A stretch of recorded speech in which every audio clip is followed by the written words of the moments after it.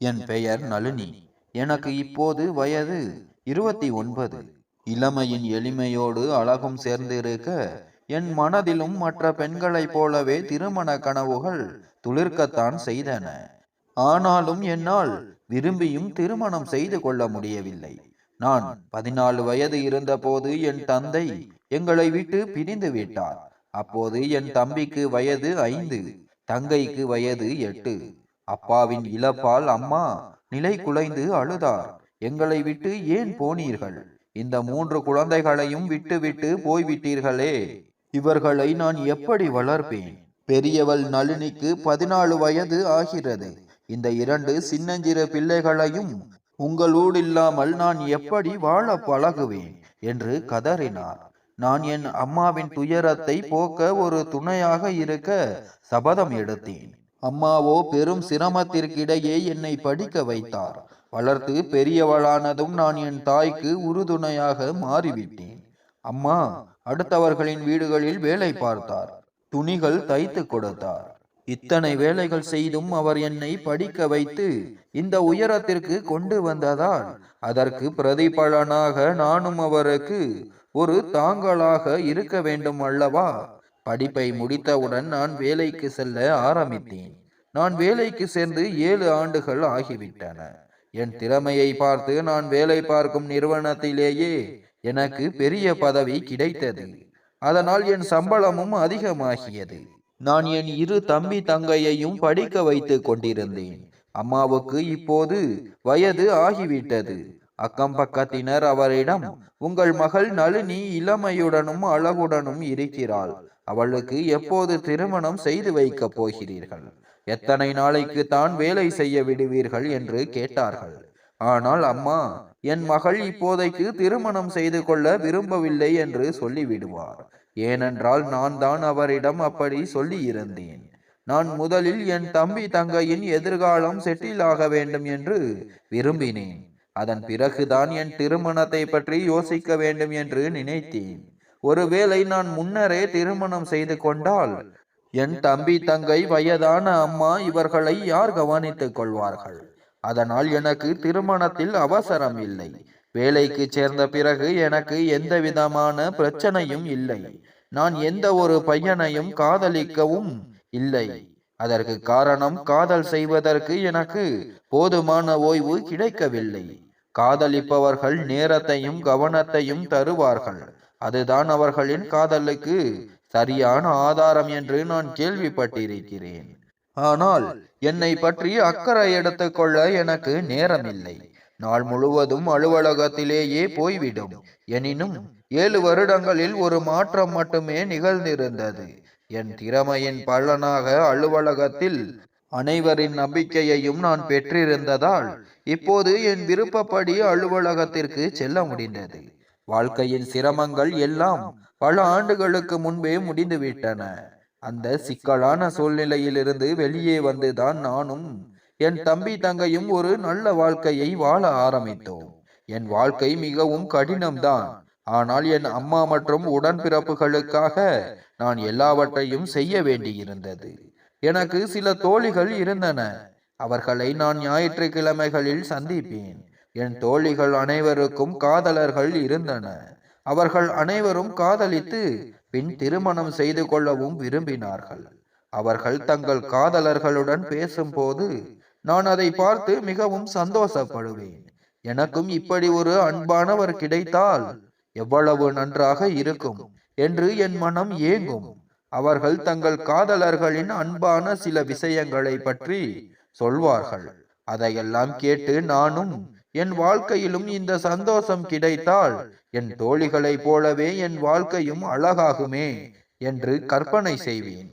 ஆனால் என் வாழ்க்கை பிரச்சனைகள் அனைத்தும் விலகினால்தான் இது சாத்தியமாகும். அதனால் நான் பொறுமையாகவும் கட்டுப்பாடுடனும் இருக்க வேண்டும் என்று நினைத்தேன். ஒரு நாள் கடவுள் என் பிரார்த்தனையை கேட்பார், எனக்கும் ஒரு நல்ல துணையை அமைத்து கொடுப்பார் என்று நம்பினேன். ஆனால் பின் எனக்குள்ளேயே நான் கேள்விகள் கேட்டேன். இது எப்போது நடக்கும்? எனக்கு இப்போது 29 வயது ஆகிறது. இன்னும் 4 ஆண்டுகள் கழிந்து விட்டால் என் திருமண வயதும் முடிந்து விடுமே. எப்போது எல்லாமே சரியாகும் என்று வருந்தினேன். நான் எப்போதும் கடவுளிடம் சீக்கிரமே எல்லாம் சரியாகிவிட வேண்டும். என் துணையுடன் நானும் ஒரு மகிழ்ச்சியான வாழ்க்கையை வாழ வேண்டும். ஆனால் அதற்கு முன் என் குடும்பத்தினரின் வாழ்க்கை சிறப்பாக அமைய வேண்டும் என்று பிரார்த்தனை செய்தேன். என் அம்மாவுக்கு எப்போதும் என் திருமண கவலைதான். உன் தம்பி தங்கையின் எதிர்காலத்தை சீர் செய்வதில் உன் வாழ்க்கையின் சந்தோஷங்களை நீ உன் மனதுக்குள்ளேயே பூட்டி வைத்திருக்கிறாய் என்று சொல்லுவார். அம்மா எனக்கு ஆறுதல் சொன்னார். கடவுள் உனக்கு நல்ல பலனை தருவார். பார், உனக்கு ஒரு நல்ல துணை கிடைப்பான். இவ்வளவு காலமாக நீ எங்களுக்காக உழைத்திருக்கிறாய் அல்லவா? அதனால் உன்னை திருமணம் செய்து கொள்ளும் பையன் உன்னை தன் வீட்டிற்கு ராணியாக வைத்திருப்பான் என்றார். அம்மாவின் இந்த வார்த்தைகளை கேட்டு நான் மிகவும் மகிழ்ந்தேன். அம்மாவின் ஆசிர்வாதங்கள் அனைத்தும் உண்மையாய் மாற வேண்டும் என்று என் மனதில் நினைத்து கொண்டேன். எங்களுக்கு எந்த உறவினர்களும் இல்லை. என் தந்தையின் மறைவுக்கு பிறகு அவருடைய உறவினர்கள் அனைவரும் எங்களுடனான தொடர்பை நிறுத்தி கொண்டன. என் அம்மாவின் பக்கமும் அதிகமாக உறவினர்கள் இல்லை. எங்கள் மாமா ஒருவர் மட்டுமே இருந்தார். அவர் தன் குடும்பத்துடன் வெளிநாட்டில் வசித்தார். அவ்வப்போது தொலைபேசியில் மட்டும் பேசுவோம். அவர் ஒருபோதும் இங்கு வந்தது இல்லை. திருமணத்தை பற்றி நான் எவ்வளவு கட்டுப்பாடுடன் இருக்க முயற்சித்தாலும் என் உணர்ச்சிகள் என் மீது ஆதிக்கம் செலுத்தவே செய்தன. குறிப்பாக இரவு நேரங்களில் என் வயதுடைய பெண்கள் அனைவரும் திருமணம் செய்து கொண்டு 1 அல்லது 2 குழந்தைகளுடன் இருந்தன. நான் தனியாக இருக்கும்போது எனக்கு ஒரு காதலன் இருந்தால் என் தனிமையை போக்க அவனுடன் பேசி இருப்பேனே. சந்திக்க முடியாவிட்டாலும் பரவாயில்லை, போனிலாவது பேசி இருக்கலாமே என்று நினைத்தேன். திருமணமாகியிருந்த என் தோழிகளை நான் சந்திப்பதில்லை. ஏனெனில் அவர்கள் என்னை பார்க்கும் போதெல்லாம் அவர்களின் திருமண வாழ்க்கை கதைகளை சொல்ல ஆரம்பித்து விடுவார்கள். அதை கேட்டால் என் மனம் துடிக்கும். ஆனால் என் தம்பி தங்கையின் எதிர்காலத்தை பற்றி நினைத்து என் உணர்வுகளை நான் அடக்கிக் கொண்டேன். எனக்கு ஒரு தாங்கலின் அவசியம் இருந்தது. இது நவீன காலம். இந்த காலத்தில் ஒவ்வொரு பெண்ணுக்கும் அவளின் இன்ப துன்பங்களை பகிர்ந்து கொள்ள ஒரு காதலனோ அல்லது கணவனோ இருக்கிறார்கள். என் தம்பி தங்கை கூட என்னிடம் அதிகமாக சிரிக்கவோ நேரம் செலவழிக்கவோ இல்லை. அவர்கள் பெரும்பாலும் அவர்களின் படிப்பிலேயே பிஸியாக இருந்தார்கள். என்னுடன் பேசுவதற்கு அவர்களுக்கு அதிக நேரம் கிடைக்கவில்லை. என் தங்கை பட்டப்படிப்பை முடிக்க போகிறாள். பட்டப்படிப்பு முடிந்ததும் அவள் வேலைக்கு செல்ல வேண்டும். என் தம்பி இப்போது பட்டப்படிப்பு தான் படித்து கொண்டிருக்கிறான். இவ்வாறாக வாழ்க்கை சென்று கொண்டிருந்தது. பார்த்து கொண்டிருக்கும் போதே எனக்கு வயது 30 ஆகிவிட்டது. என் அம்மா என்னிடம், இனிமேல் உன் பிடிவாதத்தை நான் ஏற்க போவதில்லை. எங்கள் எல்லோருக்காகவும் நீ உன் வாழ்க்கையில் நிறைய செய்திருக்கிறாய். வேலை செய்து கொண்டே உன் திருமண வயதையும் கடந்து விட்டாய். உன் தங்கை வேலைக்கு சேர்ந்தவுடன் உன் வாழ்க்கையை காப்பாற்ற நான் உனக்கு திருமணம் செய்து வைப்பேன் என்றார். என் அம்மாவிடம், அம்மா, தங்கை வேலைக்கு சேர்ந்தால் மட்டும் போதாது, தம்பிக்கும் ஒரு வேலை கிடைத்த பிறகுதான் நான் திருமணம் செய்து கொள்வேன் என்றேன். அதற்கு அம்மா, அப்படி என்றால் ரொம்ப தாமதமாகிவிடும் என்றார். எப்படியோ நான் அம்மாவை பேசி சமாதானப்படுத்தி அவரை அமைதிப்படுத்தினேன். நான் என் ஸ்கூட்டரில் தான் அலுவலகத்திற்கு சென்று வருவேன். ஒரு நாள் நான் ஒரு பிச்சைக்காரனை பார்த்தேன். அவன் சில நாட்களாக எங்கள் தெருவில் பிச்சை எடுத்து கொண்டிருந்தான். எங்கள் தெரு பெரியதுதான். ஆனால் ஒரு வாரமாக நான் அவனை தினமும் பார்த்து வந்தேன். ஒரு நாள் என் ஸ்கூட்டரை நிறுத்தி அவனை உற்று பார்த்தேன். ஏனென்று தெரியவில்லை. அவனை பார்த்ததும் என் கால்கள் நின்றன. அவன் கிழிந்த ஆடைகளை அணிந்து அசுத்தமாக இருந்தான். அவன் மீது எனக்கு பரிதாபம் வந்தது. அவனை அழைத்து கூப்பிட்டு என் பையிலிருந்து ஒரு 50 ரூபாய் நோட்டை எடுத்து கொடுத்தேன். இப்போது சில்லறை இல்லை, இதை வைத்துக்கொள் என்றேன். அதை கேட்டவுடன் அவன் சிரித்தான். அந்த பணத்தை அவன் தன் பையுக்குள் போட்டு கொண்டான். அதன் பிறகு நான் வரும்போதெல்லாம் அந்த யாசகனுக்கு பணம் கொடுப்பேன். ஒரு முறை அவனை பாதையிலும் பார்த்தேன். அங்கே நின்று பிச்சை எடுத்து கொண்டிருந்தான். நான் அப்போதும் என் ஸ்கூட்டரில் போய் கொண்டிருந்தேன். அப்போதும் அவனுக்கு பணம் கொடுத்தேன். இப்போது இது ஒவ்வொரு 2வது அல்லது 3வது நாளிலும் நடக்க ஆரம்பித்தது. நான் வீட்டுக்கு வருவதற்கு முன் அவன் எங்கள் தெருவில் நின்று எனக்காக காத்திருக்க ஆரம்பித்தான். நான் என் வீட்டு வாசலுக்கு வந்தவுடன் அவன் உடனே என்னிடம் வந்து பணம் கேட்பான். நானும் கொடுப்பேன். ஆனால் அவன் பணம் வாங்கிய பிறகு என்னையே நெடுநேரம் பார்த்து கொண்டிருப்பது எனக்கு விசித்திரமாக இருந்தது. அவன் பார்வையை புறக்கணித்து நான் வீட்டுக்குள் சென்று விடுவேன். அடுத்த நாளும் அவன் அதே போலத்தான் செய்வான். அவன் பார்வைகளால் நான் மிகவும் சிரமப்பட்டேன். ஏன் அவன் என்னை இப்படி பரிதாபமான கண்களால் பார்க்கிறான் என்று எனக்கு புரியவில்லை. அவன் பசியுடன் இருக்கலாம் என்று நினைத்தேன். அதனால் அவனுக்கு அவ்வப்போது உணவு கொடுக்க வேண்டும் என்று நினைத்தேன். அதனால் இரவு உணவுக்கு பிறகு நான் ஜன்னலில் இருந்து கீழே பார்த்தேன். அவன் என் வீட்டை சுற்றியே திரிந்து கொண்டிருந்தான். நான் அவனை கூப்பிட்டு வீட்டு வாசலுக்கு வர சொன்னேன். நான் உணவை பொட்டலமாக கட்டி அவனிடம் கொடுக்க சென்றேன். நான் அவனுக்கு உணவை கொடுத்த போது நான் மீண்டும் திகைத்து போனேன். ஏனெனில் அவன் விசித்திரமான கண்களால் என் முகத்தையே பார்த்து கொண்டிருந்தான். நீண்ட நேரமாகியும் அவன் கண்கள் என் முகத்தை விட்டு விலகவில்லை. அவன் என்னிடம் இருந்து உணவை வாங்குவதற்காக நீட்டிய கையும் அப்படியே இருந்தது. பின்னால் இழுக்கவில்லை. நான் அவனிடம் என்ன ஆயிற்று, ஏன் என்னை பார்க்கிறாய், உணவை எடுத்துக்கொண்டு இங்கிருந்து போ என்றேன். திடீரென்று என் வார்த்தைகளை கேட்டு அவன் சுய உணர்வுக்கு வந்தான். உணவை எடுத்தவுடன் அவன் திரும்ப நடக்க ஆரம்பித்தான். நான் கதவை மூடிக்கொண்டிருந்த போது அவன் மீண்டும் திரும்பி என்னை பார்க்க ஆரம்பித்தான்.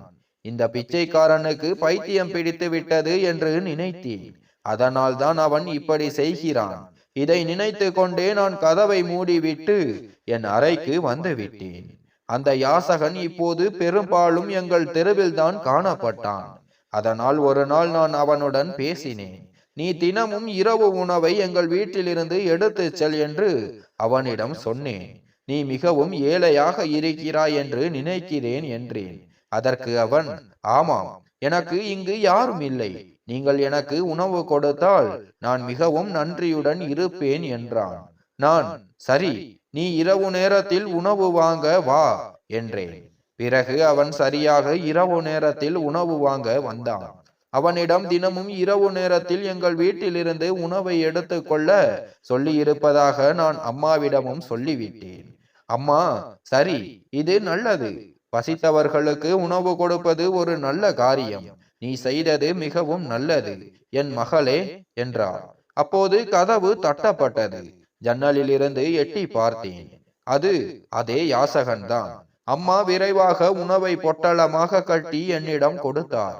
நான் அந்த யாசகனுக்கு கொடுக்க சென்றேன். இன்று நான் அவனுக்கு உணவு பெட்டியை கொடுத்த போது அவன் என் கையை பிடித்து கொண்டான். நான் உங்களிடம் சில விஷயங்களை பற்றி பேச வேண்டும் என்றான். அவன் என் கையை பிடித்ததில் நான் மிகவும் பயந்து போனேன். அவன் என்னுடன் இப்படிப்பட்ட செயலை ஏன் செய்கிறான் என்று நான் சுற்றுமுற்றும் பார்த்தேன். என் முகத்தில் அச்சத்தை கண்டபோது அவன் பயப்பட தேவையில்லை மேடம், நான் உங்களிடம் ஒரு முக்கியமான விஷயத்தை பேச வேண்டும் என்றான். நான், என்ன, உனக்கு ஏதாவது வேண்டுமா, உனக்கு பணம் வேண்டுமா, அல்லது வேறு ஏதாவது உணவு வேண்டுமா என்று கேட்டேன். அவன், இல்லை இல்லை, எனக்கு அப்படியெல்லாம் உங்கள் உதவி எதுவும் தேவையில்லை. நான் என் மனதில் உள்ள விஷயங்களை உங்களிடம் சொல்ல வேண்டும் என்றான். நான், என்ன சொல்கிறாய், உனக்கு என்ன சொல்ல வேண்டும் என்று கேட்டேன். அவன், நான் உங்களை காதலிக்கிறேன்.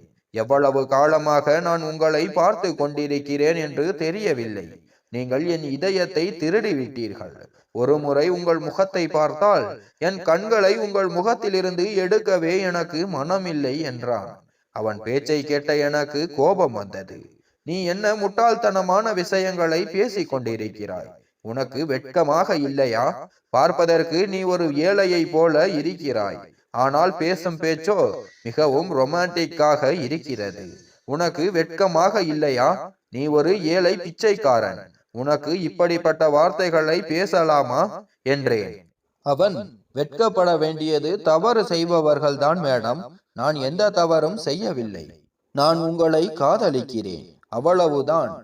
நான் என் காதலை நேர்மையான வழியில் உங்களிடம் சொல்லிக் கொண்டிருக்கிறேன் என்றார். நான், உன் உளறலை நிறுத்து, இங்கிருந்து போ. உனக்கு உணவு வேண்டுமானால் நாளை வா. இல்லையென்றால் நீ என்னுடன் தவறாக பேசுவதாக பக்கத்து தெருவில் சத்தம் போடுவேன் என்றேன். அவன், எனக்கு யாருக்கும் பயமில்லை, நான் உங்களை காதலிக்கிறேன், நீங்கள் என்னை திருமணம் செய்து கொள்வீர்களா என்றான். அவன் பேச்சை கேட்டு நான் அதிர்ச்சி அடைந்தேன். நான் அவனுக்கு இவ்வளவு வார்த்தைகளை சொல்லியும் அவன் மனதில் இவ்வளவு துணிவு இருக்கிறது. அவன் என்னிடம் திருமண பேச்சையும் வைத்தான். நான் விரைவாக உணவை அவனிடம் திணித்துவிட்டு அவன் முகத்திலேயே கதவை வேகமாக சாத்திவிட்டு வீட்டிற்குள் வந்துவிட்டேன். அவன் பேச்சுகள் எனக்கு மிகவும் விசித்திரமாக இருந்தது. இரவு முழுவதும் நான் அவன் பேச்சை பற்றியே யோசித்துக் கொண்டிருந்தேன். நான் மிகவும் குழப்பமடைந்தேன். அடுத்த நாள் நான் அலுவலகத்திற்கு சென்றபோது என் தோழி என்னிடம் என் கவலைக்கான காரணத்தை கேட்டாள். நான் அந்த யாசகன் விஷயத்தை அவளிடம் சொன்னேன். என் தோழி, அந்த யாசகன் உன்னிடம் ஏன் திருமண பேச்சை வைத்தான் என்று நான் சொல்கிறேன் என்றாள். நான், ஆமாம், ஏன் அவன் அதை வைத்தான் என்று சொல் என்றேன். அவள், நீ ஒரு படித்த அழகான பெண், நீ எவ்வளவு சம்பாதிக்கிறாய் என்றும் அவன் பார்த்திருக்கிறான். அவன் என்ன நினைத்திருக்கிறான் என்றால், நான் இப்படிப்பட்ட ஒரு பெண்ணை என் காதல் வலையில் சிக்க வைத்துக் கொள்கிறேன், பிறகு அவள் சம்பாதிக்கும் பணம் எனக்கே கிடைக்கும், அப்புறம் நான் பிச்சை கேட்க வேண்டியதில்லை என்று நினைத்திருப்பான். அவன் உன்னை ஒரு முட்டாளாக நினைத்திருக்கிறான் என்றாள். நான், ஆமாம், நீ சொல்வது சரிதான். இத்தனை பேரில் என்னையே முட்டாளாக்கத்தான் அவனுக்கு கிடைத்ததா? நான் ஒரு யாசகனை திருமணம் செய்து கொள்ள சம்மதிப்பேன் என்று அவன் நினைத்திருக்கிறானா? அவன் மிகவும் அசிங்கமான தோற்றத்தில் வருகிறான். அவனை எந்த பெண்ணும் ஏற்றுக்கொள்ள மாட்டாள் என்று சொன்னேன். என் தோழி சொன்னாள், இனிமேல் அவன் வந்து உன்னிடம் இதே விஷயங்களை பேசினால் நீ அவனை போலீசில் புகார் கொடுத்து விடுவேன் என்று மிரட்டு, அப்புறம் அவன் பயந்து போய் விடுவான். ஆமாம், நீ சொல்வது முற்றிலும் சரிதான், நான் அப்படியே செய்கிறேன் என்று ஒப்புக்கொண்டேன். என் தோழியின் வார்த்தைகள் எனக்கு புரிந்தன. அந்த யாசகன் என்னை திருமணம் செய்ய திட்டம் வைத்ததன் உள்நோக்கம் இப்போது எனக்கு தெரிந்தது. இப்படி தெருவில் போகிற எத்தனையோ பெண்களை அவன் தன் பேச்சில் ஏமாற்றி இருக்கலாம். ஆனால் நான் அவனது வலையில் சிக்க மாட்டேன். அடுத்த நாள் அந்த யாசகன் வந்தபோது நான் அவனுக்கு உணவை கொடுக்க சென்றேன். இப்போதும் அவன் மீண்டும் அதே பேச்சுகளை திரும்ப சொன்னான். இந்த முறை நான் சத்தமான குரலில் அவனிடம், நீ ஒரு யாசகன் என்பதால் உன்னை விட்டு விடுகிறேன். நீ வேறு ஒருவனாக இருந்திருந்தால் இந்த நேரத்திலேயே சத்தம் போட்டு தெருக்காரர்கள் மூலம் உன்னை அடிக்கும்படி செய்திருப்பேன். நான் ஏதாவது தவறு செய்வதற்கு முன் அமைதியாக இங்கிருந்து போய்விடு என்று கண்டித்தேன். ஆனால் இதை பார்த்ததும் நான் திடுக்கிட்டேன். என் வார்த்தைகளை கேட்டு அவன் சிரிக்க ஆரம்பித்தான். அவன் சொன்னான், நான் யாருக்கும் பயப்படுவதில்லை, எனக்கு உன் மீது மட்டும்தான் காதல். சுற்றிலும் பேசி என்னை திசை திருப்பாதே. நீ என்னை விரும்புகிறாயா இல்லையா என்று நேரடியாக சொல். நான் அவனிடம், நீ ரொம்பவும் தந்திரக்காரன், உன் உண்மை நிலவரம் எனக்கு தெரிந்து விட்டது என்றேன். நான் இப்படி சொன்னவுடன் அவனது முகபாவம் திடீரென மாறியது. அவன், உனக்கு என்னை பற்றி என்ன தெரிந்தது என்று கேட்டான். நான், உன் எண்ணங்கள் என்ன, நீ யார் என்பதெல்லாம் எனக்கு தெரியும் என்றேன். இதை கேட்டு அவன் மேலும் திகைத்தான். நீ என்ன சொல்ல வருகிறாய்? என்னை பற்றி உனக்கு என்ன தெரியும்? எனக்கும் கொஞ்சம் சொல் என்றான். நான் அவனை நோக்கி, நீ என்னை முட்டாளாக்க முடிவு செய்திருக்கிறாய். நான் உன் காதல் வலையில் விழுந்து விடுவேன் என்றும் அதன் பிறகு நான் சம்பாதிக்கும் அத்தனை பணத்தையும் வைத்து நீ உன் வாழ்க்கையில் ஆடம்பரமாக இருப்பாய் என்று நீ நினைத்திருக்கிறாயா என்று கோபமாக கேட்டேன். இதை கேட்ட அவன் ஒரு ஆழமான பெருமூச்சு விட்டான். ஓ, இதுதான் விஷயமா என்று கேட்டான். பிறகு அவன், சரி, அப்படியானால் நீ உன் உணவையும் உன் பிச்சையையும் உன்னிடமே வைத்துக்கொள். நீ என்னை இப்படித்தான் நினைக்கிறாய் என்றால் எனக்கு உன் பிச்சை எதுவும் தேவையில்லை என்று சொல்லிவிட்டு கதவிலிருந்து திரும்பி சென்றான். நான் அங்கே ஒரு விசித்திரமான எண்ணத்துடன் நின்று கொண்டிருந்தேன். அவன் போவதையே பார்த்து கொண்டிருந்தேன். இன்று அவன் உணவையும் வாங்கவில்லை. நான் நினைத்தேன், அடடா, இவன் ஒரு சுயமரியாதை உள்ள ஆள் போலிருக்கிறதே. நான் இவ்வளவு கேலியாக பேசிய பின்பும் உணவை கூட எடுத்து செல்லவில்லையே என்று மனதில் எண்ணிக்கொண்டே நான் உணவு பெட்டியை என் கையில் எடுத்துக்கொண்டு வீட்டிற்குள் வந்தேன். என் தங்கை வந்தாள். அக்கா, நீங்கள் யாருடன் பேசிக் கொண்டிருந்தீர்கள்? ஏன் சாப்பாட்டை திரும்ப கொண்டு வந்தீர்கள்? பிச்சைக்காரன் ஏன் உணவை எடுத்துச் செல்லவில்லை என்று கேட்டாள். அவளிடம் எனக்கு தெரியவில்லை. ஏன் எடுத்துச் செல்லவில்லை என்று கூறிவிட்டு நான் சமையலறையில் அந்த டப்பாவை வைத்துவிட்டு என் அறைக்குள் திரும்பினேன். இந்த யாசகன் என்னத்தான் விரும்புகிறான் என்று யோசித்தேன். நான் இந்த கதையை என் மனதிலிருந்து நீக்க முயன்றேன். என்னால் முடிந்த அளவுக்கு என் தொழில் வாழ்க்கையில் கவனம் செலுத்த வேண்டியிருந்தது. இந்த தேவையற்ற விஷயங்களில் அல்ல. பல நாட்கள் இப்படியே கழிந்தன. நான் அந்த யாசகனை சந்திப்பேன். நான் அவனை கூப்பிட்டு பணம் கொடுக்க அழைத்தாலும் அவன் என் பிச்சையை ஏற்க வரவில்லை. இப்போது உணவு வாங்க வருவது முற்றிலும் நின்றுவிட்டது. ஆனால் அவன் என்னை பார்க்கும் போதெல்லாம் ஒருவித ஏக்கம் நிறைந்த பார்வையோடு என்னையே பார்த்து கொண்டிருப்பான். அவனது இந்த நடத்தைக்கான அர்த்தம் என்னவென்று எனக்கு புரியவில்லை. பல மாதங்கள் இப்படியே கடந்தன. நான் அவனை எப்போதாவது பார்ப்பேன். ஒரு 2 முறை அவனை என் அலுவலகத்தில் அருகிலும் பார்த்தேன். ஆனால் ஒவ்வொரு முறையும் அவன் தனியாகத்தான் இருப்பான். ஒருவேளை அந்த பாவம் செய்தவனுக்கு இந்த உலகில் யாரும் இல்லையோ? அவன் என்னை தொடர்ந்து பார்த்து கொண்டே இருப்பான். இப்போது எனக்கு அவன் மீது பச்சாபதம் தோன்ற ஆரம்பித்தது. அவன் உண்மையில் என் மீது காதல் வைத்திருந்தானா? ஏனென்றால் இப்போது நிறைய நாட்கள் கடந்து விட்டன. அவன் மீண்டும் என்னிடம் வந்து பேசுவதற்கு முயற்சி கூட செய்யவில்லை. நான் அழைத்தாலும் கூட அவன் என்னிடம் இருந்து விலகியே இருந்தான். அவன் தூரத்திலிருந்து என்னை பார்த்தாலும் இப்போது என்னிடம் நெருங்கி வர அவனுக்கு துணிச்சல் இல்லை. என் பிச்சையை வாங்கவும் வரவில்லை. என்னிடம் பேசவும் வரவில்லை. ஒரு நாள் நான் என் அறையில் படுத்திருந்தேன். ஆழ்ந்த யோசனையில் மூழ்கி இருந்தேன். இந்த யாசகனை பற்றி யோசித்துக் கொண்டிருந்தேன். இவன் உண்மையிலேயே என்னை காதலிக்கிறானா? இவன் என்னை விரும்பவில்லை என்றால் அவன் முன்பு பார்த்தது போல் அப்படி ஒரு பரிதாபமான பார்வையால் என்னை பார்த்திருக்க மாட்டானே. மேலும் அவன் என்னை முட்டாளாக்க முயற்சித்திருந்தால் என் ஒரு முறை கண்டிப்புக்கு பிறகும் அவன் என் பின்னாலேயே வந்திருக்கலாமே. அவன் முற்றிலும் என்னை விட்டு விலகிவிட்டான். ஆனால் அவன் கண்களில் இன்னும் எனக்கான காதல் தெரிகிறது. பிறகு நான் ஒரு முடிவெடுத்தேன்.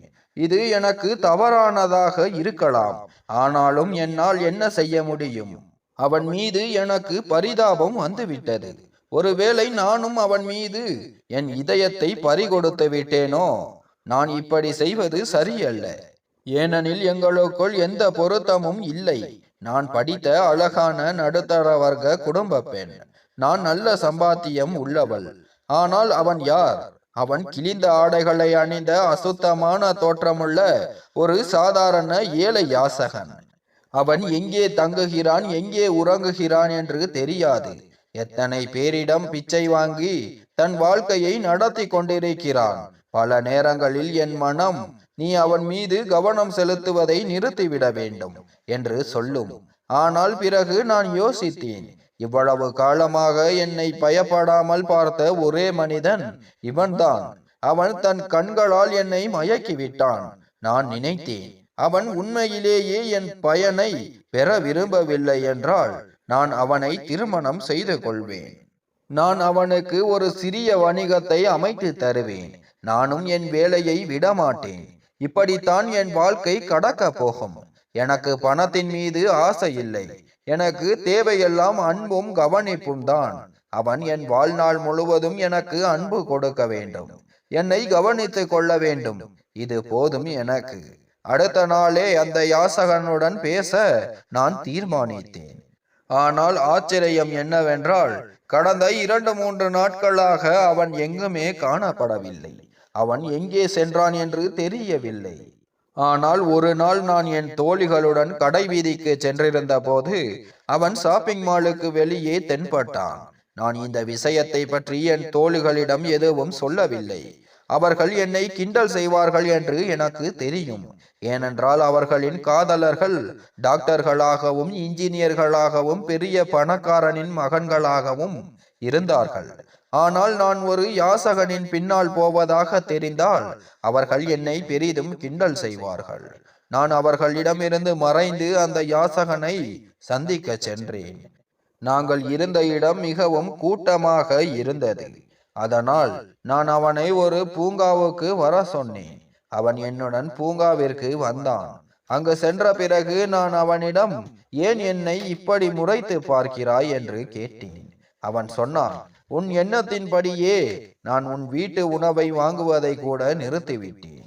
ஏனென்றால் நான் உன்னை பயன்படுத்திக் கொள்ள முயற்சி செய்கிறேன் என்று நீ நினைக்கிறாய். இப்போது என் கண்கள் உன் முகத்திலேயே நிற்கின்றன. இதில் என் தவறு ஏதுமில்லை. என் கண்களை நான் கட்டுப்படுத்த முடியாது. நீ என் முன் வரும்போதெல்லாம் என் கண்கள் உன் முக அழகை ரசித்துக் கொண்டே இருக்கின்றன. உன்னை நான் காதலிக்கிறேன். நான் என்ன செய்ய வேண்டும்? நான் அவனிடம், நீ உண்மையிலேயே சொல்கிறாயா என்று கேட்டேன். அவன், ஆமாம், நான் உண்மையை சொல்கிறேன். உன்னை போன்ற அழகான பெண்ணை நான் இதுவரை எங்கும் பார்த்ததில்லை. மேலும் நான் உங்கள் தெருக்காரர்களிடமும் உன்னை பற்றி புகழ்ந்து பேசியதை கேட்டேன். அது என் இதயத்தில் உனக்கான மரியாதையை மேலும் அதிகமாக்கியது என்றார். உங்கள் தெருவில் இருந்த ஒரு பெண்மணி, இந்த ஏழை பெண் தன் தம்பி தங்கையின் எதிர்காலத்திற்காக தன் திருமணத்தை கூட செய்து கொள்ளவில்லை. அவள் தனியாக வேலை செய்து தன் குடும்பத்தை பராமரிக்கிறாள் என்று சொன்னார். அப்போதுதான் எனக்கு புரிந்தது, உன்னை போன்ற பெண்கள் இந்த உலகில் மிக குறைவு. நீ ஒரு நல்ல பெண். உன்னை பற்றி சிந்திக்காமல் உன் குடும்பத்திற்காக இவ்வளவு தியாகம் செய்திருக்கிறாய். அப்போதிலிருந்து நான் உன் மீது என் இதயத்தை பறிகொடுத்தேன் என்றார். நான் உனக்கு ஒரு வாக்குறுதி அளிக்கிறேன். நான் ஒரு யாசகன். உன்னால் எனக்கு என்ன பயன் இருக்க போகிறது? நீ விரும்பினால் வேங்கையுடன் கூட என்னிடம் வரலாம். எனக்கு உன் வேலையும் தேவையில்லை. நான் பிச்சை எடுத்தாலும் என் வாழ்நாள் முழுவதும் உன் ஆசைகளை நிறைவேற்றுவேன். ஆனால் நான் ஒருபோதும் உன்னை வேலை செய்ய அனுமதிக்க மாட்டேன். அந்த யாசகனின் வார்த்தைகளை கேட்டு என் இதயம் திடீரென உருகியது. என் அம்மா தவிர வேறு யாரும் என் மீது இவ்வளவு அக்கறை காட்டியது இல்லை என்று நான் உணர்ந்தேன். இது ஒரு மனிதன். இவனது பாராட்டுக்கள் என் மனதை கரைத்து விட்டது. இப்போது என்னால் என்னை கட்டுப்படுத்த முடியவில்லை. நான் அவனிடம், நானும் உன்னை காதலிக்கிறேன் என்று சொல்லிவிட்டேன். இவ்வாறாக எங்களுக்கிடையே அன்பின் சங்கிலி தொடர் தொடங்கியது. நான் அவனிடம், நீ ஒரு யாசகனாக இருப்பது கொஞ்சம் வித்தியாசமாக இருக்கிறது. நீ இந்த வேலையை விட்டுவிட்டு வேறு வேலையை செய்ய முடியாதா என்று கேட்டேன். அவன், நான் மிகவும் ஏழை. எனக்கு ஒரு பெரிய நிர்பந்தம் இருக்கிறது. நீ எனக்காக பிரார்த்தனை செய். எனக்கு ஒரு வேலை இருக்கிறது. அந்த வேலையில் நான் வெற்றி பெற வேண்டும். அதன் பிறகு நீ எப்படி சொல்கிறாயோ அப்படியே நான் மாறிவிடுவேன் என்றான். என்ன வேலை என்று கேட்டேன்.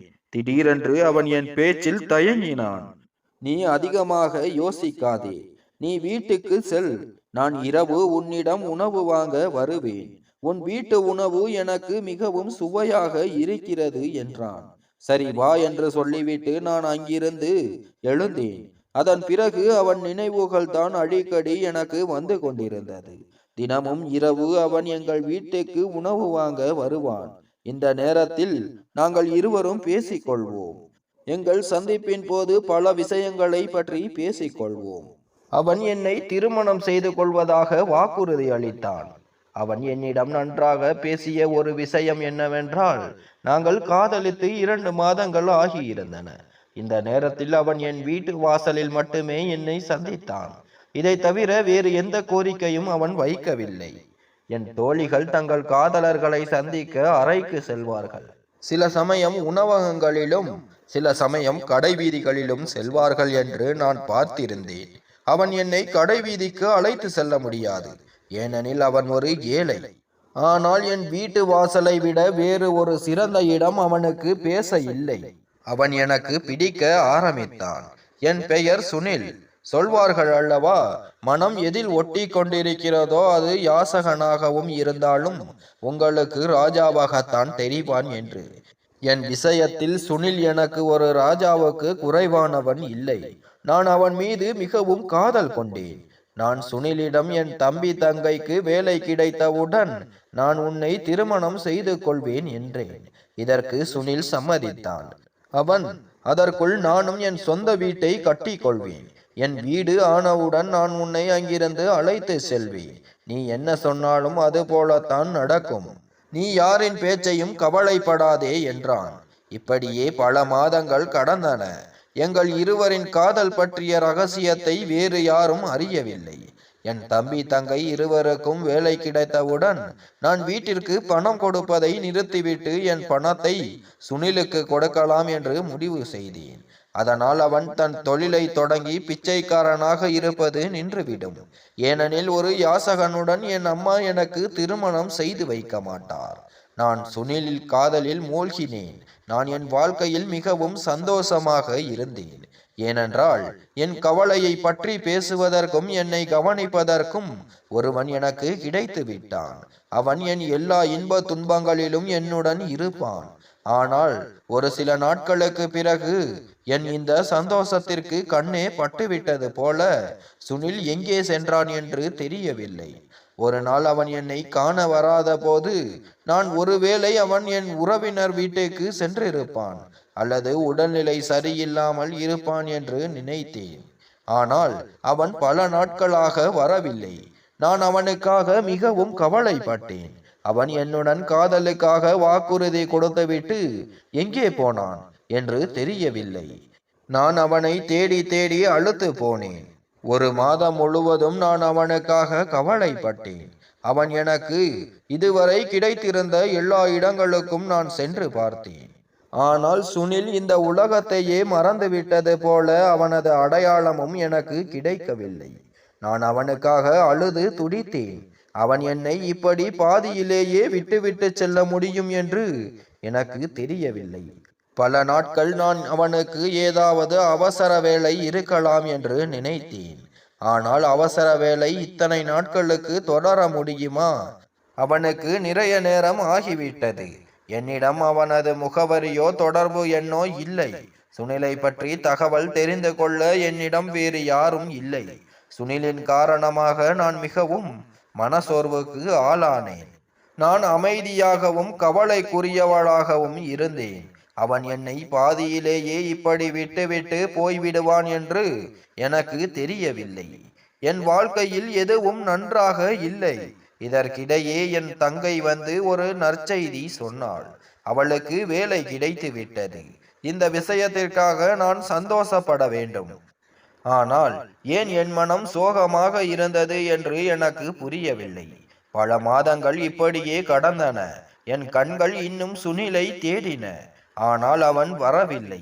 அவன் என்னை ஏமாற்றிவிட்டு போய்விட்டான் என்று இப்போது எனக்கு தோன்றியது. அவன் என்னிடம் காதலுக்காக வாக்குறுதி அளித்தான். இப்போது அவன் எங்கே மறைந்து போனான் என்று தெரியவில்லை. ஆனால் அவன் என்னுடன் ஒருபோதும் தவறு செய்யவில்லை என்றும் நான் நினைத்தேன். ஏமாற்றுவது என்பது ஒரு பையன் ஒரு பெண்ணின் தவறான பயனை பெறுவது. அந்த பாவம் செய்தவன் என்னிடம் ஒருபோதும் தனிமையில் பேசக்கூட இல்லை. அவன் என் வாசலில் நின்று என்னுடன் பேசுவான். பக்கத்து தெருக்காரர்கள் யாராவது வந்து போனால் அவன் அமைதியாகி விடுவான். அதனால் என் மதிப்பை பற்றி யாரும் கேள்வி எழுப்பக்கூடாது என்பதற்காக. அப்படியானால் அவன் எங்கே போனான்? இந்த ஒரு கேள்வியை என்னை தவிர வேறு யாரிடமும் கேட்க முடியவில்லை. ஏனென்றால் சுனிலை பற்றி நான் யாரிடமும் எதுவும் சொல்லவில்லை. இப்படியே சுனிலுக்காக காத்திருந்து எனக்கு பூரண 8 மாதங்கள் கடந்து விட்டன. இப்போது என் கண்கள் அவனை தேடுவதை விட்டுவிட்டன. ஆனால் எனக்கு அவன் நினைவுகள் இன்னும் வந்து கொண்டிருந்தன. என் இதயத்திலிருந்து அவன் நினைவுகள் நீங்கவே இல்லை. நான் தனியாக அழுவேன். நாள் செல்ல செல்ல நான் மேலும் பலவீனமாக போனேன். என் பலவீனம் பற்றி கேட்பவர்களுக்கு நான் என்ன சொல்வது? எனக்கு என்ன நோய் பிடித்திருக்கிறது? பிறகு என் அம்மா எனக்கு ஒரு புதிய கவலையை கொடுத்தார். அவர், உன் தங்கைக்கு இப்போது வேலை கிடைத்து விட்டது. நான் உன்னிடம் முன்பே சொன்னது போல உன் தங்கைக்கு வேலை கிடைத்த பிறகு நான் உனக்கு திருமணம் செய்து வைப்பேன். அதனால் நான் 2-3 பேரிடம் உனக்காக திருமண உறவை பற்றி கேட்டிருக்கிறேன் என்றார். நான் அம்மாவின் பேச்சை கேட்டு திடுக்கிட்டேன். நான் அவரிடம், நான் இப்போதே திருமணம் செய்து கொள்ள விரும்பவில்லை. தம்பிக்கும் வேலை கிடைத்த பிறகுதான் நான் திருமணம் செய்து கொள்வதாக சொன்னேன் என்று மறுத்தேன். அம்மா, அது நடக்காது. உன் வயது கடந்து போகும். அப்புறம் உனக்கான உறவுகளும் வருவது நின்றுவிடும் என்றார். நான் அம்மாவிடம், பரவாயில்லை, நான் வாழ்நாள் முழுவதும் திருமணம் செய்யாமல் இருந்து விடுகிறேன் என்றேன். அம்மா, நீ என்ன பேசுகிறாய்? அப்படி சொல்லாதே. நீ வாழ்நாள் முழுவதும் எங்களுக்காக மட்டும் வாழ்வாயா? ஒரு நாள் நான் இந்த உலகத்தை விட்டு போவேன். உன் தம்பி தங்கை இருவரும் அவரவர் வேலைகளில் பிஸியாகி விடுவார்கள். பிறகு அவர்களும் திருமணம் ஆகிவிடும். அப்புறம் உனக்கு என்ன ஆகும்? எல்லோருக்காகவும் கவலைப்படும் நீ தனியாக இருந்து விடுவாயா? இல்லை, நான் அப்படி நடக்க விடமாட்டேன் என்றார். என் அம்மா தன் பலவந்தத்தினால் எனக்கு திருமண உறவை தீர்மானிக்க முடிவு செய்து விட்டார். ஆனால் என் இதயம் திருமணத்திற்கு தயாராகவே இல்லை. நான் இன்றும் சுனிலுக்காக காத்திருக்கிறேன் என்பதை நான் என் அம்மாவிடம் எப்படி சொல்வது? ஒரு நாள் அம்மா மிகவும் சந்தோஷமாக இருந்தார். ஞாயிற்றுக்கிழமை. நீ அழகாக தயாராக இரு. உன் தோழிகளுடன் எங்கும் போகாதே. மாப்பிள்ளை வீட்டார் உன்னை பார்க்க வருகிறார் என்றார். அம்மாவின் பேச்சை கேட்ட நான் நான் இப்போதும் திருமணம் செய்து கொள்ள விரும்பவில்லை என்றும், நீங்கள் ஏன் என் பேச்சை கேட்க மறுக்கிறீர்கள் என்றும் அவரிடம் மறுத்தேன். அம்மா, நீ அமைதியாக இரு. நான் சொல்வது போலவே செய். நீ அதிகமாக பேச முயன்றால் அது நன்றாக இருக்காது. நான் இனிமேல் உன் ஒரு வார்த்தையும் கேட்கப் போவதில்லை என்றார். அதன் பிறகு நிர்பந்தத்தின் காரணமாக நான் என் அம்மாவின் பேச்சை கேட்க வேண்டியதாயிற்று. அம்மாவின் நிர்பந்தத்திற்கு நான் அடிபணிய வேண்டி இருந்தது. ஒரு வழியாக ஞாயிற்றுக்கிழமையும் வந்தது. அம்மா என்னை தயாராக சொன்னார். ஆனால் நான் தயாராகவில்லை.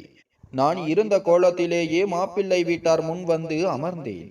மாப்பிள்ளையின் தாயார் என்னிடம் வந்து பலவந்தமான கேள்விகளை கேட்டுக் கொண்டிருந்தார். என் பார்வை குனிந்தே இருந்தது. என் இதயத்தில் திரும்ப திரும்ப சுனிலின் நினைவுகள் தான் வந்து போனது. இன்று சுனிலின் நினைவு எனக்கு தீவிரமாக தேவைப்பட்டது.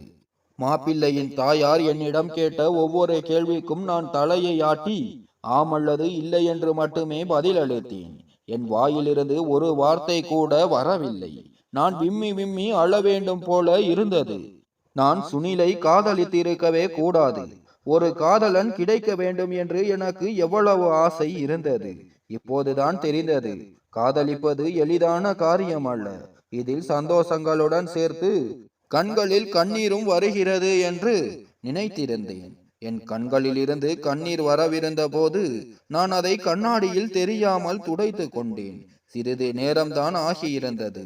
திடீரென்று வீட்டு வாசலிலிருந்து ஒருவர் உள்ளே நுழைந்தார். அந்த மனிதர் யார்?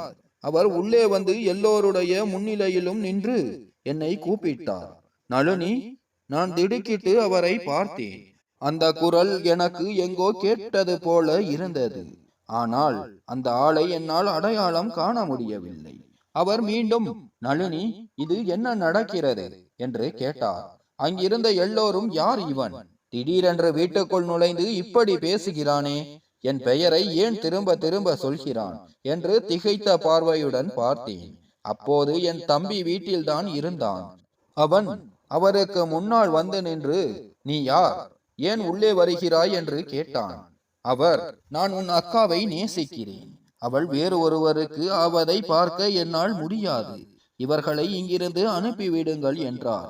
மாப்பிள்ளையின் தாயார் திடீரென எழுந்து என்னை பார்த்து, ஓ, இவன் உன் காதலனா என்று கேட்டார். என் அம்மா, இல்லை இல்லை அக்கா, உங்களுக்கு தவறாக புரிகிறது. இந்த ஆளை எங்களுக்கு தெரியாது என்று கூறினார். அப்போது அந்த மனிதர் மீண்டும், ஆமாம், நீங்கள் இங்கிருந்து செல்லுங்கள். நான் இவர்களிடம் சில முக்கியமான விஷயங்களை பற்றி பேச வேண்டும் என்றார். அந்த பெண்மணி கோபமாகி, என் அம்மாவை பார்த்து, எங்களை அவமானப்படுத்தவா இங்கு அழைத்தீர்கள்? உங்கள் மகளுக்கு ஏற்கனவே ஒரு காதலன் இருக்கிறான். எங்களை அழைத்து நீங்கள் என்ன நிரூபிக்க விரும்பினீர்கள் என்று கேட்டார். என் அம்மா அவர்களை தடுக்க முயற்சித்தார். ஆனால் அவர்கள் தன் மகனுடன் அங்கிருந்து கிளம்பி சென்று விட்டார்கள். அவர்கள் சென்ற பிறகு தன் தம்பி கோபத்தில் அந்த மனிதரின் சட்டையை பிடித்து இழுத்தான். நானும் விடாமல் அவரை பார்த்து கொண்டே இருந்தேன். இவன் என்ன செய்து விட்டான் என்று யோசித்தேன். என் தம்பி அவர் மீது கை ஓங்க முயன்றான். அவர் என் தம்பியின் கையை பிடித்து கொண்டு, நான் உன்னையும் அடிக்க முடியும். நான் உங்களுடன் நிச்சயமாக பேச விரும்புகிறேன். ஆனால் நீங்கள் அனைவரும் சத்தம் போட்டு சண்டையிடுகிறீர்கள் என்றார். அவர் என்னை பார்த்து, நளினி, உன் குடும்பத்தாரை புரியவை. நான் சுனில் என்றார். திடீரென்று அவர் பேச்சை கேட்ட நான் திகைத்து போனேன். என் கண்கள் அவரை வியப்புடன் பார்த்தன. இது சுனில்தான். ஏனெனில் இந்த குரல் சுனிலுடையது போலவே இருந்தது. நான், நீ சுனிலா என்றேன். ஆமாம், நான் சுனில்தான் என்று சொல்லி அவர் மேலிருந்து கீழாக என்னை பார்த்தார். சுனில் சொன்னான், நீ என்னை இப்படி பார்க்க தேவையில்லை. நான் உனக்கு எல்லாவற்றையும் சொல்கிறேன். உண்மையில் நான் ஒரு காவல்துறை அதிகாரி. நான் ஒரு யாசகன் இல்லை. இன்று வரை நீ என்னை பிச்சைக்காரன் வேடத்தில் தான் பார்த்திருக்கிறாய். அதனால் தான் உன்னால் என்னை அடையாளம் காண முடியவில்லை. நான் சுனிலை பார்த்து, துரோகினி, என்னை விட்டு போய்விட்டாயே. எத்தனை நாட்களாக நான் உனக்காக காத்திருந்தேன். நீ காவல்துறை அதிகாரி என்றால் என்ன? நீ இப்போது பொய் சொல்கிறாய். இன்று இங்கு வந்து ஏன் இந்த நாடகத்தை நடத்துகிறாய்? எல்லார் முன்னிலையிலும் என்னை அவமானப்படுத்த வந்து விட்டாயா? நீ இங்கு வர இது என்ன நேரம்? சுனில், நீ என்னை முட்டாள் என்று நினைக்கிறாயா? நான் ஒவ்வொரு முறையும் உன் பேச்சில் மயங்கி விடுவேனா என்று கைத்தட்டி சிரித்தவாறே சொன்னேன். அதற்கு அவர், நளினி, நீ தவறாக புரிந்து கொள்கிறாய். நான் உனக்கு முழு விஷயத்தையும் சொல்கிறேன் என்றார். அப்போது என் அம்மா, இப்போது என்ன நடக்கிறது? யாராவது எங்களுக்கும் சொல்லுங்கள் என்றார். என் தம்பி கோபத்தில் கொதித்து கொண்டிருந்தான். சுனில், நீங்கள் எல்லோரும் அமைதியாக இருங்கள். நான் உங்களுக்கு முழு விஷயத்தையும் சொல்கிறேன் என்று கூறிவிட்டு தொடர்ந்தார். நான் ஒரு காவல்துறை அதிகாரி. இந்த நகரத்தின் குழந்தைகள் கடத்தல் குற்றங்கள் அதிகம் நடப்பதாக எங்களுக்கு தகவல் கிடைத்தது. அதனால் அவர்களை பிடிக்கும் பொறுப்பு என்னிடம் ஒப்படைக்கப்பட்டது. அவர்களும் யாசகர்கள் வேடமிட்டு பிச்சை கேட்பது போல வந்து வீடுகளில் இருந்து குழந்தைகளை திருடி கொண்டிருந்ததால் நானும் யாசகன் வேடத்திலேயே அவர்களை தேட வேண்டியிருந்தது. அந்த கும்பலை பிடிப்பதற்கு எனக்கு இந்த நகரத்தில் நீண்ட நேரம் சிரமமாக இருந்தது. ஏனெனில் அவர்கள் மிகவும் தந்திரமானவர்கள். கடந்த 6 மாதங்களுக்கு முன்பு நான் அவர்களை கடைசியாக கண்டுபிடித்தேன். இறுதியாக முழு கும்பலும் எங்கள் கைகளில் சிக்கியது. ஆனால் இந்த காலத்தில் அவர்கள் என் மீது தாக்குதல் நடத்தினார்கள். அவர்களின் துப்பாக்கியிலிருந்து வந்த குண்டு என் காலில் பட்டுவிட்டது. அதனால் என்னால் சரியாக நடக்க முடியவில்லை. நான் மருத்துவமனையில் அனுமதிக்கப்பட்டேன். என்னால் எழுந்து உட்கார முடியாத நிலையில் இருந்தேன். நீங்கள் நம்பவில்லை என்றால் என் கால்களை உங்களுக்கு காட்டுகிறேன் என்று சொல்லிவிட்டு சுனில் தன் பேண்டை மேலே உயர்த்தி காலில் இருந்த துப்பாக்கி குண்டின் காயத்தை காட்டினான். எனக்கு மீண்டு வர நிறைய நேரம் ஆகிவிட்டது என்று அவர் கூறினார். நான் நளினியிடம் எப்படியாவது தொடர்பு கொள்ள விரும்பினேன். ஆனால் என்னிடம் அவளுடைய தொடர்பு எண் இல்லை. சுனில் என்னை பார்த்து, நளினி, என்னை மன்னித்து விடு. நான் உன்னிடம் நான் ஒரு காவல்துறை அதிகாரி என்று சொல்ல முடியவில்லை. ஏனென்றால் நான் பிச்சைக்காரன் இல்லை என்று ஒருவேளை யாருக்காவது தெரிய வந்தால் அந்த கும்பலை பிடிப்பது எனக்கு மிகவும் கடினமாகிவிடும். அதனால்தான் நான் என் அடையாளத்தை எல்லோரிடமும் மறைத்தேன். உன்னிடம் பல பொய்களையும் சொன்னேன். ஆனால் நான் உன்னை காதலிக்கிறேன் என்பது உண்மை. நான் இப்போது குணமடைந்து விட்டேன். அதனால் என் உண்மையான ரூபத்தில் உன் முன்வர விரும்பினேன். இன்று நான் உன்னை சந்திக்க உங்கள் வீட்டிற்கு வந்து கொண்டிருந்தேன். அப்போது வீட்டின் வெளியே ஒரு பெரிய காரை நிறுத்தியிருப்பதை பார்த்தேன். அந்த கார் ஏன் உங்கள் வாசலில் நிற்கிறது என்று தெரியவில்லை என்று நினைத்தேன். அதனால் பக்கத்தில் உள்ளவர்களிடம் விசாரித்தேன். அவர்கள் இன்று உனக்கு மாப்பிள்ளை பார்க்க வருகிறார்கள் என்று சொன்னார்கள். இதை கேட்டவுடன் என்னால் தாங்க முடியவில்லை. நான் உடனே உள்ளே வந்து விட்டேன். தயவு செய்து என்னை மன்னித்து விடுங்கள். உங்கள் அனைவருக்கும் இதனால் அவமானம் ஏற்பட்டது என்று எனக்கு தெரியும்.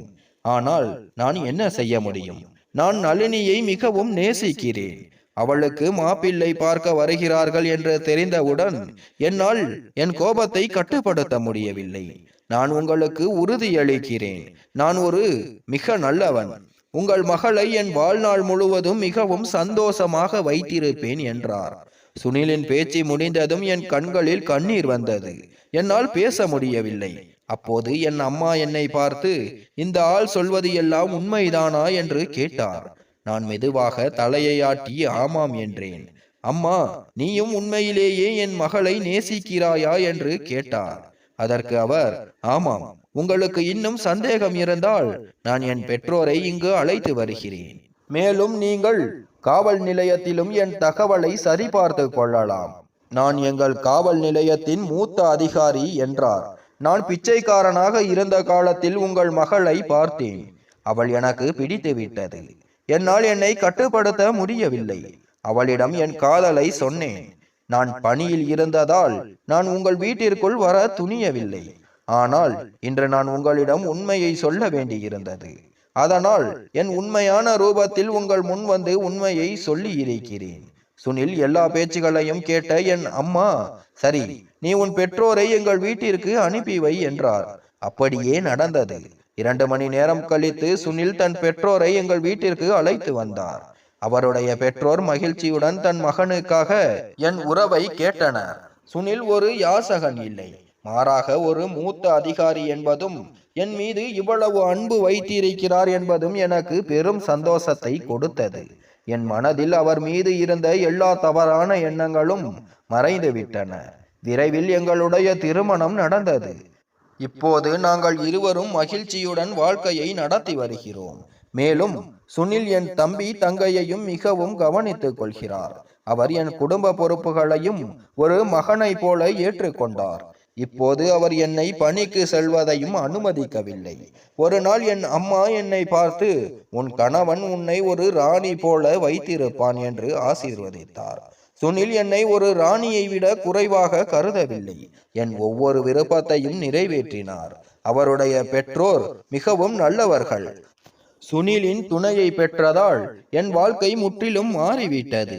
என் பெற்றோரின் பொறுப்பு ஒரு காலத்தில் என்னுடையதாக இருந்தது. இப்போது அவர் ஒரு மகனை போல அந்த பொறுப்பை நிறைவேற்றுகிறார். இன்று நான் என் கணவனுடன் மிகவும் சந்தோஷமாக இருக்கிறேன். நான் உங்களுக்கு சொல்ல விரும்புவது என்னவென்றால், நாம் நம் மனதில் தவறான எண்ணங்களை கொண்டு வருவதற்கு முன் மற்றவரின் நிலைமையை பற்றி சிந்திக்க வேண்டும் என்பதே. இத்துடன் கதை முடிந்தது. கதை பிடித்திருந்தால் லைக் மற்றும் சப்ஸ்கிரைப் செய்யவும். நன்றி.